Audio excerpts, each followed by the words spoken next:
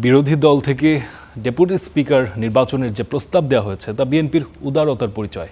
বিরোধী দলেরও তা ইতিবাচকভাবে দেখা উচিত বলে মন্তব্য করেছেন স্বরাষ্ট্রমন্ত্রী সালাউদ্দিন আহমদ। সকালে বিএনপির মন্ত্রী, প্রতিমন্ত্রী ও উপদেষ্টাদের নিয়ে অনুষ্ঠিত প্রশিক্ষণ কর্মশালায় অংশ নিয়ে তিনি এই কথা বলেন।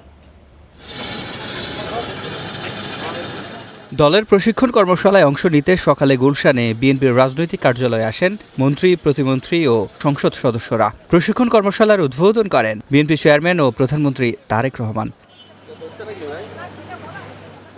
সংসদকে আরও কার্যকর ও প্রাণবন্ত করতে এই কর্মশালা ভূমিকা রাখবে বলে মনে করছেন দলের সংসদ সদস্যরা। পার্লামেন্টের মেম্বার যারা হয়েছে নতুন বা পুরনো দীর্ঘ বিরতির পরে, তো সেক্ষেত্রে আমাদের আচরণ বিধিগুলো কেমন হবে এবং আমাদের নতুন তাদেরকে কি একটা গাইডলাইন দেওয়ার জন্য আজকে মূলত রাখা হয়েছে। জনগণের প্রত্যাশার সঙ্গে সামঞ্জস্য রেখে যাতে সকল কার্যক্রম করি এবং জনগণকে যাতে আমরা সেবা দিতে পারি সেই মানসিকতা নিয়ে যাতে আমরা কাজ করি। যে আগামী পার্লামেন্টে কেমন হবে, আগামী পার্লামেন্টে আমরা কিভাবে রেজ করব এবং দেশ জাতি সম্পর্কে কথা বলবো, আমাদের কিভাবে সুন্দর করে পার্লামেন্টকে পরিচালনা করা যায়। 5+ স্টার রেটিং প্রাপ্ত দেশের সর্বোচ্চ বিদ্যুৎ সাশ্রয়ী ওয়ালটন এসি স্মার্ট কমফোর্ট এখন নেক্সট লেভেলে। এ সময় স্বরাষ্ট্রমন্ত্রী সালাউদ্দিন আহমদ বলেন, বিরোধী দল থেকে ডেপুটি স্পিকার নিয়োগের বিষয়টি ইতিবাচকভাবে দেখা উচিত। বলেন, এই প্রস্তাব বিএনপির উদারতারও পরিচয়। এই সংসদকে আমরা স্মরণীয় করে রাখতে চাই, যাতে একটা ছাত্র গণঅভ্যুত্থানের মধ্য দিয়ে নতুন প্রত্যাশা যা সৃষ্টি হয়েছে জনমনে, সেই প্রত্যাশা যাতে আমরা পূরণ করতে পারি।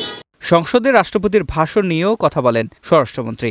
বাংলাদেশের সংসদীয় ইতিহাসে সংসদ সদস্য এবং মন্ত্রী, প্রতিমন্ত্রীগণদের সাথে যে ওরিয়েন্টেশন প্রোগ্রাম বা অনেকটা ট্রেনিং সেশনের মতো এর ইতিহাস আছে। শহীদ রাষ্ট্রপতি জিয়াউর রহমান সংসদ সদস্যদের বিভিন্ন বিষয়ে এরকম ট্রেনিং কোর্স নিতেন।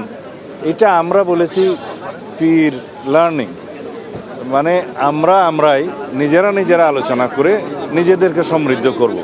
2 দিনের কর্মশালায় প্রথম দিন প্রথম সেশনের কর্মশালায় মন্ত্রী, প্রতিমন্ত্রী, উপদেষ্টা, সংসদের চিফ হুইপগণ অংশ নেন। বিকেলের পর্বে রাজশাহী, রংপুর, ফরিদপুর ও ঢাকা বিভাগের সংসদ সদস্যরা অংশ নেন। শনিবার সকালের পর্বে ঢাকা জেলা, ময়মনসিংহ, ফরিদপুর ও ঢাকা বিভাগের বাকি সংসদ সদস্যরা অংশ নেবেন এবং বিকালের পর্বে সিলেট, কুমিল্লা, চট্টগ্রাম বিভাগের এমপিরা থাকবেন সেই কর্মশালায়। সিফাত শাহরিয়ার, স্টার নিউজ, ঢাকা।